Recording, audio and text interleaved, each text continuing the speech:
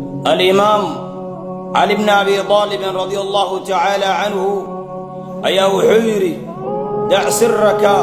بين اثنين سرت هذا أدى الله أدى يو سرت هذا نفت هذا يا ربي هذا أدى كد ذال في الدنيا لحظة على رضا اثنين الله قفرالي قلنتو ذي كد ذال بوري سيدنا علي سرت هذا الله أدى نفت هذا يا ربي هذا كد ذال الدنيا لحظة أنت جوكتبنا واحد كد ذال إيسا الله ورالي قلنتو ذي كد ذال labadaas maxayeen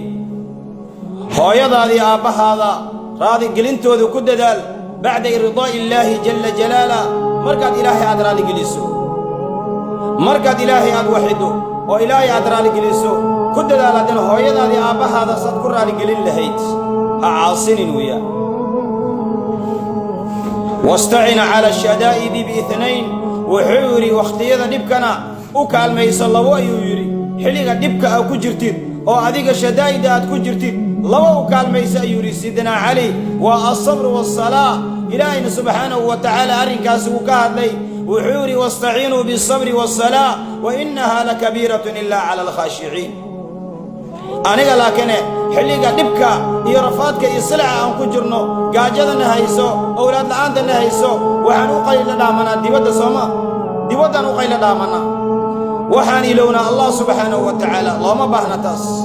waxaan rabaa in loo qayla dhaanto rabbi subhanahu wa ta'ala lana badiyo as-sabr was-salah sabarka in la badiyo qof walba sukuut laga helo rabbigiisa subhanahu wa ta'ala rahmadiisa uu sugo salaadana uu badiyo intaas ayaa loo baahan yahay wuxuu sidina ali wala taqaf min ithnayn labaha ka baqina yiri وانا لبدا maanta aan ka baqno oo habeenkii aan wacaro macna aan soo dhaxno guriyaha ugu soo dhaxno maalinkiina guriyaha aan uga cararno ar-rizq wal maut marna maut ayaan ka cararna marna rizq ayaan u cararna rizq ayaan raadina لانهما معايلي rizqigi iyo mautkuba biyad ar-rahman allah naxariista badan gacantiisa ku jiraan intay ku jiraan allah gacantiisa ku jiraan allah rahmaanka gacantiisa ku jiraan واثنان لا تذكرهما ابدا لبنا ولغاده هشيغين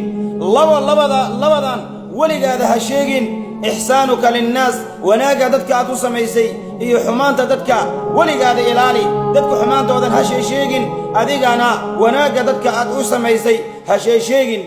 wuxuu ku soo qatimay laba waligooda ha halmaamin wa Allah iyo daar al-aakhirah daarta aakhirana waligaada ha halmaamin rabbigu ku abuuray ee ku qalqay oo ku rizq siiyo min yaraantaada laga soo bilacdo